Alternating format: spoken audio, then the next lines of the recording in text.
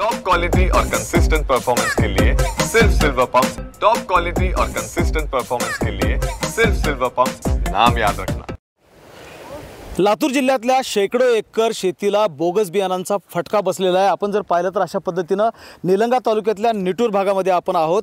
या भागातली देखील अनेक शेतकऱ्यांची शेती जी आहे ती या अवस्थेत पोहोचलेली आहे। त्याचं कारण असं आहे की मोठा फटका जो आहे तो बोगस बियाणांचा या शेतकऱ्यांना बसलेला आहे। शेतकऱ्यांनी सोयाबीनचं जे पीक आहे ते घ्यायचं ठरलं होतं, त्याची पेरणी केलेली होती। महाबीजचं हे बीज होतं आणि सर्वात जास्त विश्वास जो आहे तो शेतकरी महाबीजच्या बियाणांवर करतात आणि याच महाबीज बियाणानं सरकारच्या महाबीज बियाणानं मोठा दगाफटका जो आहे तो शेतकऱ्यांसोबत केलेला आहे आणि त्यामुळं शेतकरी अडचणीत आलेले पाहायला मिळत आहेत।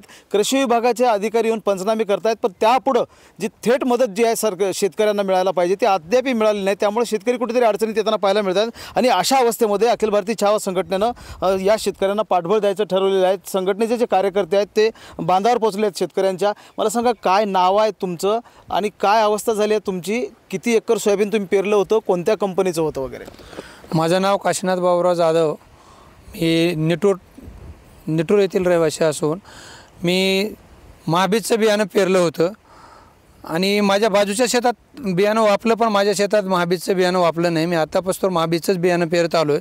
त्याच्यामुळे माझा विश्वास महाबीज बियाणावर असल्यामुळं दरवर्षी मी महाबीजचं बियाणं पेरतो आहे। तरी पण पहिल्या वेळेस मी पेरलो तरी वापलं नाही, म्हणून परत आम्ही दुबार पेरणी करायची कशी अशी आम्ही परेशानी संकटात असताना छावा संघटनेचे अध्यक्ष निलंगा तुळशीदास साळुंके जिल्हाध्यक्ष यांना संपर्क साधला आणि त्यांच्यामार्फत त्यांनी आम्हाला सहकार्य केले। कृषी विभागाचं कोणी आलं होतं का? कसं अपेक्षा ठेवता तुम्ही कृषी विभागाकडनं? कृषी अधिकाऱ्याला आम्ही संपर्क करण्याचा प्रयत्न केला, ऑफिसला गेलो, त्यांनी आम्हाला भेटले नाहीत। कृषी सहाय्यक आमची भेट झाली तरी त्यांनी उडवाउडीचे उत्तरे दिले, तुम्ही अर्ज द्या, आम्ही अर्ज दिल्यानंतर आम्ही तुमच्या शेतात पाहणी करूता असं म्हणून 8 दिवस झालं टाळाटाळ करत आहेत।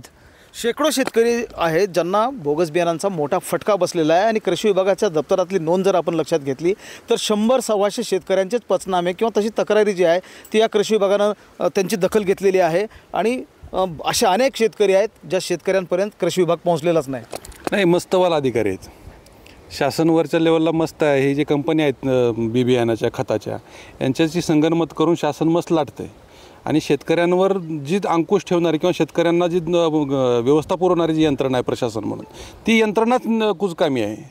अहो, या ठिकाणी आमच्या तालुका अध्यक्षांनी खताचा बोगस खताचा टेम्पो पकडला, ट्रक पकडला, तर त्यांच्यासाठी लोट आहेत त्यांच्यात अधिकाऱ्यांनी त्या ट्रकवाल्यासोबत।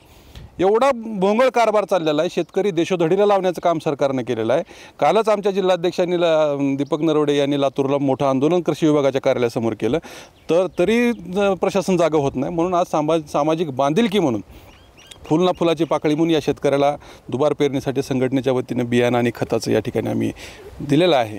परंतु शेवटी एवढ्यानं काही होणार नाही, याकडं मायबाप सरकार म्हणून या ठिकाणी लक्ष देणं गरजेचं आहे। सरकार म्हणते पैसे नाहीत, अहो निवडणुका जिंकायला यांच्याकडे लाडक्या बहिणीसाठी योजनेसाठी पैसे खर्च करायला आहेत, खासदार आमदार मंत्र्याच्या पगारी द्यायला यांना पैसे आहेत।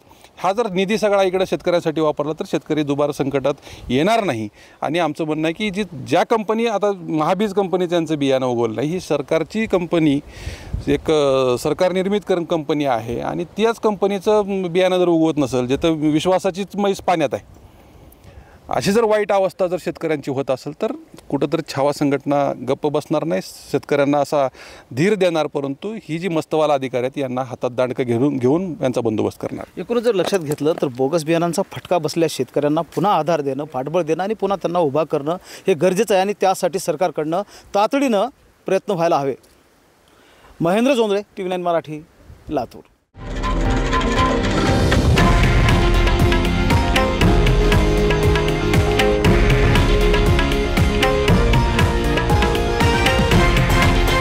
हे आहे देशातील नंबर 1 न्यूज नेटवर्क आणि आपण पाहत आहात TV9 मराठी, एकमेव।